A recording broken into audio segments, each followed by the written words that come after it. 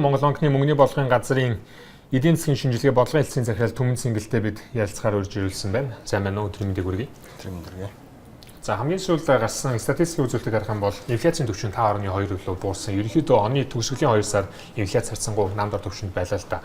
Үнийг хүнсний үнэтэй үнийн нөлөөлөл эргээд буурсантай холбоотой тайлбарлаж гинүү аль эсвэл эдийн засгийн арай илүү өөр тохиог биднэрт өгöd байна уу? За хамгийн сүүлийн тоогоор 12 сарын статистикаар инфляц жилийн дүнгээрээ улсын хэмжээнд 5.2%, Улаанбаатар 5% байгаа. За ингэж инфляц Төв банкны зорилт түвшнээс нэлээд доош орж ирсэн нь бол үндсэн хоёр шалтгаантай гэж харж байгаа. За үн бол зах зээлийн эдийн засгт бол ерөнхийдөө эдийн засгийн идэвхжлийг харуулдаг энэ чухал индикатор үзүүлэлт байгаа. Тэгэхээр энэ утгаараа ерөнхийдөө 3 дугаар улирлаас хойш Монголын эдийн засгт нэг бага зэрэг идэвхжил саарсан, дохио ажиглаж эхэлсэн байгаа. Энэ нь бас үнэн дээр илэрч байна уу гэж харагдаж байгаа. Тухайлбал зээлийн өсөлт бол 11 сарын дүнгээр жилийн өсөлт нь 7.6% гэдэг ч юм уу. За төсвийн хөрөнгө оруулалтын гүйцэтгэл бол анх 3.2 их 80 төгрөг гэж бол төлөвлөж байсан. Тэр хэмжээндээ хүрээгүй. Оны эцэст бол 2.8 их 80-та энэ дутуу гүйцэтгэлтэй гарсан 83% гүйцэтгэлтэй. Тэгэхээр эрэлтийн талын нөлөө бас байна уу гэж харагдаж байгаа. Нөгөө талаасаа бол сүүлийн ер нь 2 жилийн хугацаанд Төв банкны зүгээс байнга ярьж ирсэн зүйл бол харьцангуй дээр суур инфляц бол доктортой байгаа. Инфляцийн савлгааг үүсгэж байгаа зүйл нь бол нийлүүлэлтийн шин чанартай цөөхөн бараа бүтээгдэхүүн байна. Тухайлбал махны үн, хатуу түлшний үн, бензиний үн гэж бол ярьж байсан. Тэгэхээр энэ гурван бараа бүтээгдэхүүний хувьд бол савлгаа нь эсрэг чиглэл рүү бол инфляцийг бууруулах харьцангуй доктортой ойлгох чиглэл рүү докторцсон байна гэж бол харагдаж байгаа. Яг за мэдээж таны хэлсэн гурван бүтээгдэхүүний бол нөлөөлөл инфляцид маш жин дарж мэдрэгдэж байгаа. Яг энэтэй холбоотой Хятад улсыг харах юм бол манай махны үн өсгөөд Хятадын хэмжээнд гахам алзан өвчин, мэлзэн өвчин тархаж байсан. За үүнтэй холбоотой энэ оны хэмжээнд харах юм бол хомсдол нь улам нэмэгдэн Хятадын махны эрэлтүүд улам өснө гэсэн таамаглал байна л да. Энэ нь Монгол улсад инфляцид тодорхой хэмжээгээр нөлөөлөх болов оны 2020 онд дахиад махны үн ялангуяа хүнсний үнд хэр мэдрэгдэх бол та бүхэн юу гэж бодож байна? За энэ бол цэвэр дотоодын зохицолттой холбоотой зүйл. Хятад бол дэлхийн гахаан махны зах зээлийн 50% дангаараа эзэлдэг энэ том зах зээл. За өнгөрсөн 2 жилийн хугацаанд бол 400 гаруй сая гахаан толгоноос бараг 100 гаруй сая нь хоригдсон, 30-аад тонн хоригдсон. За энэ их дутагдлыг бол гаднаас импортлох замаар бол нөхөж байгаа. За Монголын хувьд бас ялгаагүй 2018 оны 8 сараас эхлээд бол ялангуяа дулааны аргаар боловсруулсан махны экспорт бол огцом нэмэгдсэн байгаа. За үүн дээр дотоодын засгийн газрын зүгээс ямар бодлого баримтлах вэ? Хэрэг хэмжээг экспортлох уу, дотоодын зах зээлдээ яаж нийлүүлэх үү? Энэ логистик тээвэр нийлүүлэлтийг яаж зохицуулах вэ гэдгээс маш их зүйл хамаарна. Тэгэхээр үүн дээр бол яг л цэвэр дотоодын зохицуулалттай холбоотой л гэж тайлбарлаж байна. Хэдүүл бид нэр зохицуулалтаа зөв хийж чадах юм бол махны үнэтэй холбоотой ямар нэгэн инфляцийн дарамт мэдэгдэхгүй гэж байна. Тийм дотоодын нийлүүлэлтээс тийм огцом шок тасалдал үүсэхгүйгээр мэдээж бас экспортод дэмжиж валютын нөөц хоригдлол хорлого олох замаар үнийг зохицуулах юм бол аль талдаа дарамтгүй шийдвэрлэх боломжтой гэж харж байна. Яг энэ дээр эдийн засгаа бүр өргөн утгаар наад үзэх юм бол Монгол банкны тооцоогоор бол эдийн засгийн өсөлт 5.6-аас 5.7 орчим хувь руу бага зэрэг доошлоно гэсэн тооцоололтой байна. Тэгэхээр яг энэ үед 2020 онд эдийн засгчдын дийлэнхийн сал нэгтэй байна л да. Төсөв тийм ч сайн төсөв болоогүй, алдагдлаа батлагдсан. Гэхдээ бодит яг гүйцэтгэлийг харах юм бол уул уурхайн салбарын орлого төсөвт тусгаснаас ч илүү буурч магадгүй байна. Алдагдал улам нэмэгдэж магадгүй байна. Энэ үед Төв банкны барих бодлого ямар вэ? За Төв банкны хувьд бол бодлогын чиглэл зорилгын Төв банкны тухай хуулиар маш тодорхой зааж өгсөн байгаа. Бид бол үнийн доктортой байдал, санхүүгийн доктортой байдлыг бол хангахад чиглэж бол ажиллана. Тэгэхээр төсвийн бодлого ямар бахаас үл хамааран Төв банк бол өөрөө мөнгөний бодлого, санхүүгийн зах зээлийн бодлогоор дамжуулж энэ хоёр үндсэн хуулиар ногдсон зорилгоо биелүүлэхэд бол ажиллана. Төсвийн хувьд бол бид онцолж байгаа зүйл нь юу гэхээр мэдээж таны хэлдгээр орлого тал дээр бол эрсдэл бол бий. Дээр нь мэдээж төсвийн доктортой байдлын хуулийн дагуу дээр алдагдлаа. Өрийн түвшнээ бол хууль заасан хэмжээнд бол нийцүүлж барих шаардлагатай. За дээр нь хөндлөнгийн эдийн засгч нар олон улсын байгууллагаас анхааруулж байгаа зүйл нь юу гэхээр хөрөнгө оруулалт төр зардлуудын үр ашигтай байдал нь юу вэ гэдгийг бол онцгой анхаарч байгаа.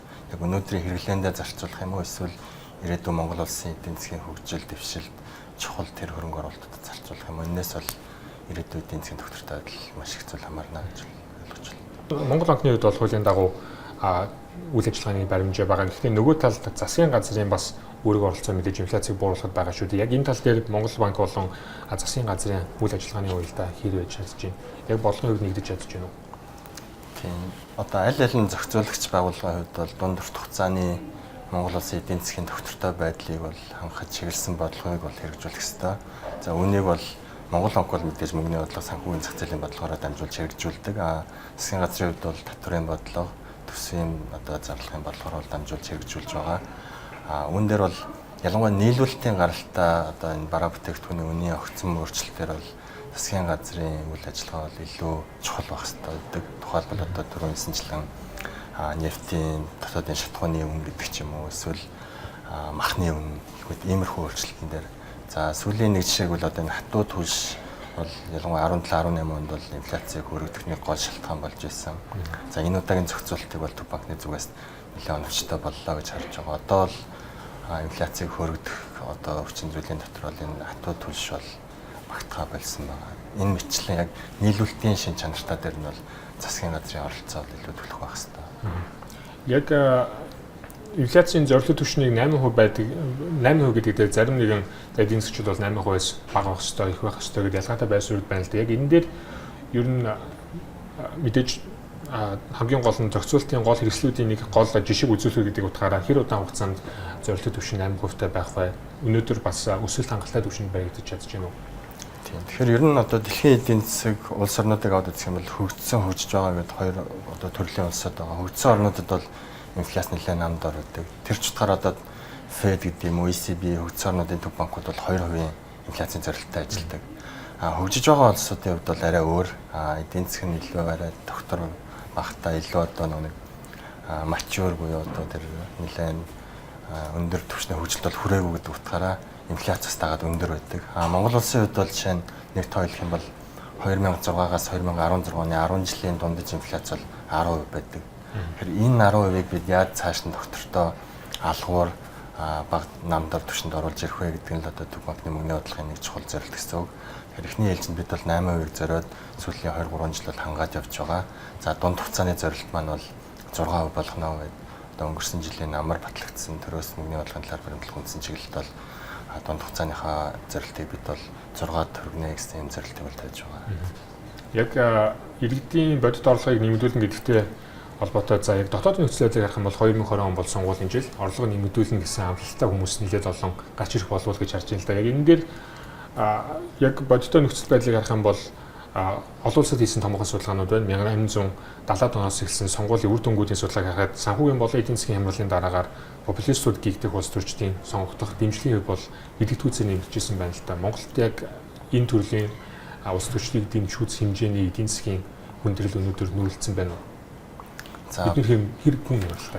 Тэгэхээр популизмын яг хөрс нь юу гэдэг вэ гэхээр нийгмийн уур бухимдал гэдэг ерөөсөө. Тэгэхээр хямрал гэдэг маань маш олон хүний амьдралд бол сөргөөр нөлөөлдөг уур бухимдлын одоо тултал нь өсгөөд үн дээр нь тоглолт хийж одоо популистууд гарч ирдэг гэсэн юм ерөнхий зүй тогтлыг харж болно.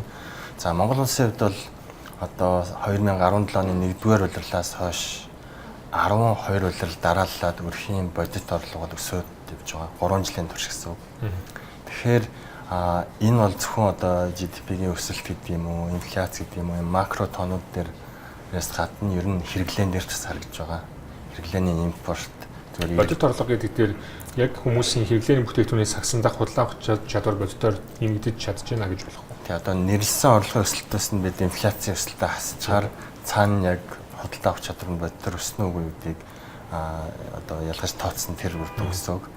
14 оноос 16 оны эцэс хүртэл 12 улирал дараалж ахисны эцэст энэ сүүлийн 2-3 жил бол ингээд өсөлттэй явж байгаа эдийн засгийн одоо сэргэлтийг бол харуулж байгаа нэг үзүүлэлт байгаа. Тэгэхээр энэ утгаараа бас хэдийгээр бас Монгол улсын эдийн засаг нэг төрөлжөөгүй одоо ашиг шин цөөн хэсэг төлрөөд байна уу гэсэн эргэлзээ байдаг ч гэсэн бас нийт 900 мянган өрхийг авч үзэх юм бол дунджаар бодит орлогонууд юм өсөлттэй явж байгаа нь бас эрг үзүүлэлттэй. Тэр ч утгаараа бас айхтар тийм гүнзгий популизмын хөрсийг бүрдүүлэх тийм үзүүлэлт биш болов уу гэж одоо би бол хувь эдийн засгийн хувьд бол тэгж үзэж байна. Тэгэхээр оны эхний 1-р сарын байдлаар бол Монгол банк 214 сая орчим $, валютыг валютын дуудлага худалдаанд оролцож нийлүүлсэн байна. Өнгөрсөн онд харьцуулах юм бол 35 орчим хувиар нэмэгдсэн гэж байна. Ер нь яагаад нэмэгдээд байна? Зах зээл дээр хийсвэр хүлээлт үүсээд байна уу? Аль эсвэл үнэхээр валют ирэлт байгаад байна уу?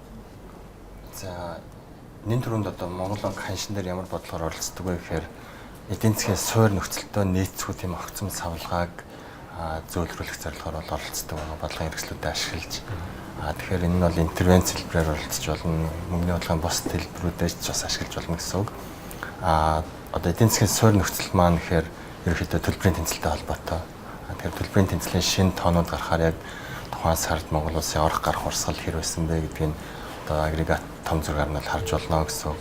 Зах зээл дээр бол яг ерөнхийдөө хүлээлттэй илүү холбоотой яг эдийн засгийнхаа суур нөхцөл байдалтай нийцгүй тийм хэлбэлзэл чичиргээ байна уу гэж бол харагдж байгаа. Яг нийт эдийн засгийнхаа нөхцөл байдлыг харах юм бол эдгээр яг энэ тодорхой хэмжээний сааралт одоо ит хүчил саарч байгаа юм үйл явц ажиглагдж байгаа ч гэсэн ерөнхий суур бол эрүүл харьцангуй доктортой байгаа гэж бол харагдж байгаа.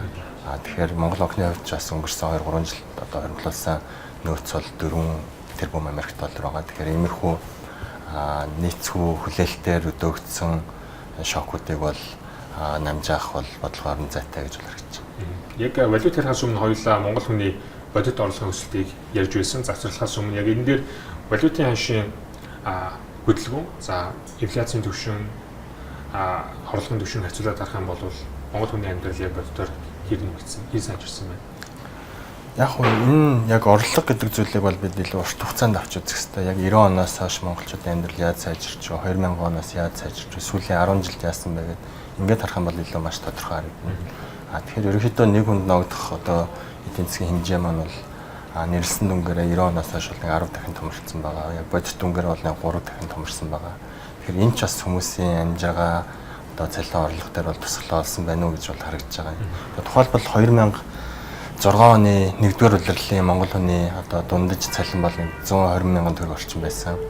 За үүнийг одоо өнгөрсөн жилийн дүнгээр харах юм бол сая 200 болж бол нэмэгдсэн байгаа 10 дахин өссөн. Тэгэхээр энэ хугацаанд нэг ханш эсвэл инфляц яаж өөрчлөгдсөн бэ гэхээр төгрөгийн нэрсэн ханш бол нэг ойролцоо 2 орчим 2 дахин суларсан. Инфляц бол 3 дахин.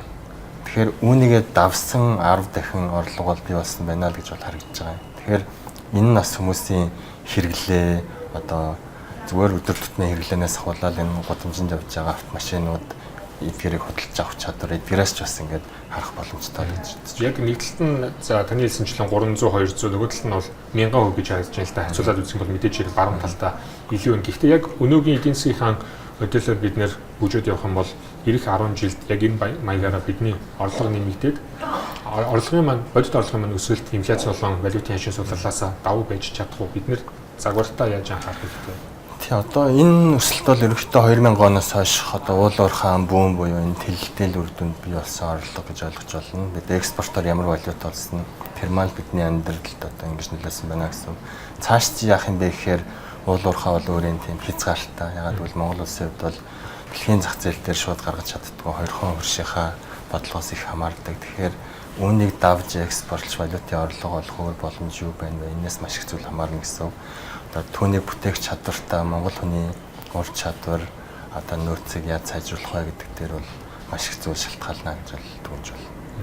Яг энэ дээр за мэдээж бид нэр өөрсдийнхөө хүнийхээ чадварыг нэмэгдүүлэх шаардлагатай. Нөгөөтэйгүр за ойрын хугацаагаар харах юм бол яг харахгүй гадны нөлөөлөлт бол монголчуудын нөлөөлөх чадвар яг одоогоор байхгүй байна л да. Тэгэхээр Хятад Америкийн худалдааны маргаан арай нааштай алах юм бол боллоо. Үүний нөлөөлөл 2020 онд яаж мэдрэгдэх вэ? Тэгэхээр яг энэ нөлөөллийн дунд бид нэр төсвийн ямар зөв зохистой бодлого хэрэгжүүлж ийж боловсролын салбараар ч юм уу бусад ирээдүйд мэдлэг зориулсан бүтээгдэхүүн бий болгох салбараар дэмжих вэ? Одоо яг боловсролд зарцуулж байгаа нэг хүнд ногдох дүн бол бага. Төсөвт эзлэх хэмжээгээр гэж гэдэг юм уу?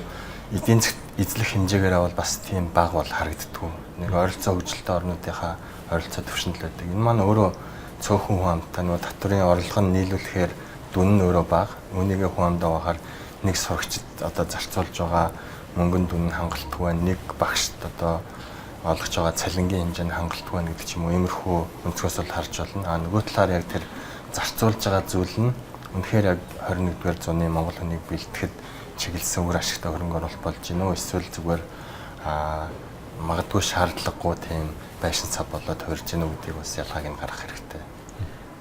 За бидэнтэй маш олон сэдвийн хүрээнд дэлгэрэнгүй ялцсан. Баярлалаа. За баярлалаа.